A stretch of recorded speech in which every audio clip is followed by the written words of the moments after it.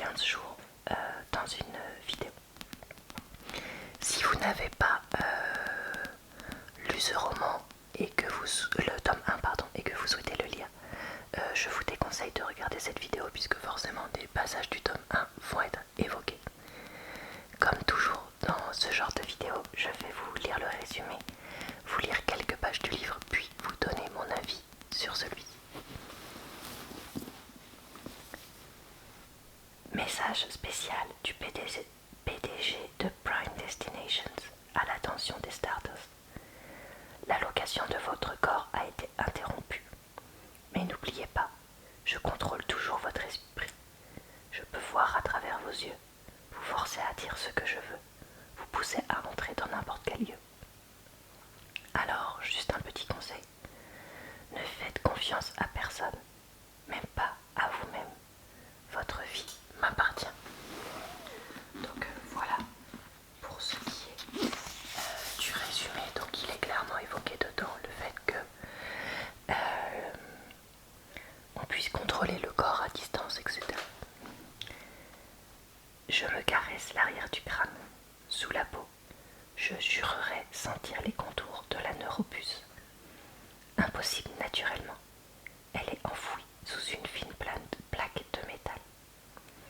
Ce que je sens, en revanche, c'est la cicatrice tout autour, telle une empreinte du passé, marquée à l'encre indélébile.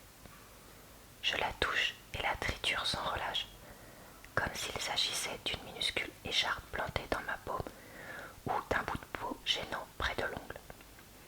C'en est devenu une véritable obsession. J'y pense sans arrêt, même en ce moment, alors que je suis en train de préparer des sandwichs dans la cuisine d'Elena. Elle a beau m'avoir légué sa somptueuse villa à sa mort, j'ai toujours l'impression d'habiter chez elle.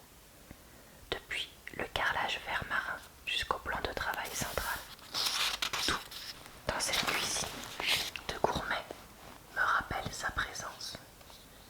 Même Eugénia, son employée. Oui, Elena avait élaboré un plan complètement dingue. Stopper le vieux en utilisant mon corps pour assassiner le sénateur Harrison. Dans le fond, je ne peux m'en prendre qu'à moi-même. Pour commencer, c'est moi qui ai choisi de signer un contrat avec la Banque des Corps pour devenir donneuse. J'aurais vraiment accepté n'importe quoi pour aider mon petit frère Tyler à cette époque. Et maintenant, impossible de faire machine arrière. Ou de me débarrasser de cette fichue micropuce implantée dans mon cerveau. Je déteste cette chose de toute mon âme. C'est comme un téléphone que le vieux pourrait joindre à n'importe quel instant. Pardon. Un appel un appel auquel je serais forcée de répondre sans jamais pouvoir déconnecter la ligne. La ligne directe entre le vieux et moi, Cali Woodland. La dernière fois que j'ai eu de ses nouvelles, c'était il y a 2 jours, tandis que j'assistais à la démolition de sa précieuse entreprise Prime Destination. Sur le moment, j'ai confondu sa voix avec celle de mon père. Il faut dire qu'il a employé son code secret. Au cri du faucon, fais ton baluchon. Le problème, c'est que mon père est censé être mort. Depuis, je n'arrête pas de tourner et retourner cette phrase dans ma tête. Debout devant le comptoir, je finis de racler le pot de beurre.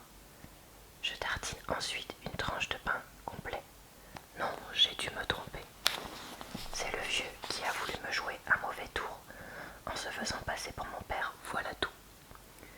Cruel, certes, mais pas surprenant outre mesure de la part d'un monstre pareil.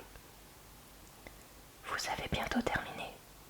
Eugénia, sa voix chevrotante d'Enter me ramène toujours brutalement à la réalité. Elle s'arrange toujours pour entrer en catimini, comme si elle voulait me prendre en faute. Depuis quand est-elle plantée là, à mes pieds? Je me retourne et tombe nez à nez avec son visage flétri. Elle me fusille du regard. Il n'y a pas à dire, si nous étions dans un conte de fées, et que cette maison était mon château, le rôle de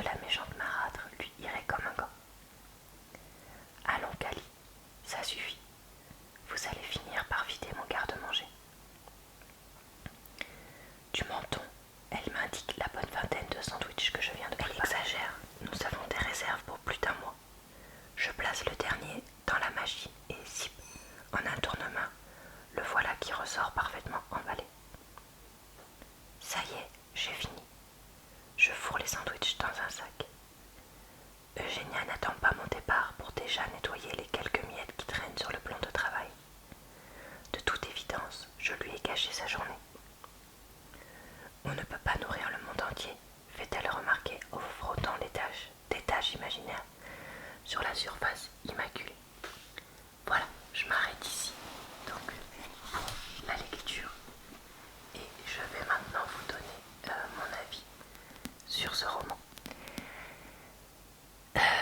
Je ne l'ai pas beaucoup aimé. Il a le défaut de beaucoup de romans pour adolescents. C'est-à-dire que il y a une bonne idée, mais en fait l'écriture est vraiment pas top du tout.